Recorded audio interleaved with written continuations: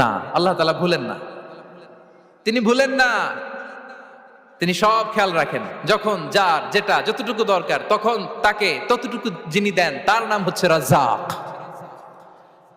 রাজ্জাক হতে গেলে যেই কোয়ালিটি লাগে তার 3 নম্বর কোয়ালিটি হচ্ছে কম্প্যাশনেট। কম্প্যাশনেট, দয়ালু, অনেক বেশি দয়ালু, এত বেশি দয়ালু যে তার বিরোধিতা করলেও তাকে রিজিক দেয়া থেকে তিনি বঞ্চিত করেন না। His disobedience affects the risk but not stop the risk. আপনি যদি আল্লাহর অবাধ্য হন আপনার রিজিকের বারাকা হয়তো কমে যাবে কিন্তু রিজিক বন্ধ হবে না।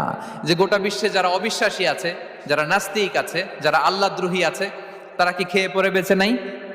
বলেন তাদেরকে কি আল্লাহ তাআলা রিজিক দিচ্ছে না? এই তো সুবহানাল্লাহ, কম্প্যাশনেট, এত দয়ালু, তার যারা বিরোধী, তাকে যারা গালি দেয়, তাকে যারা বিশ্বাস করে না,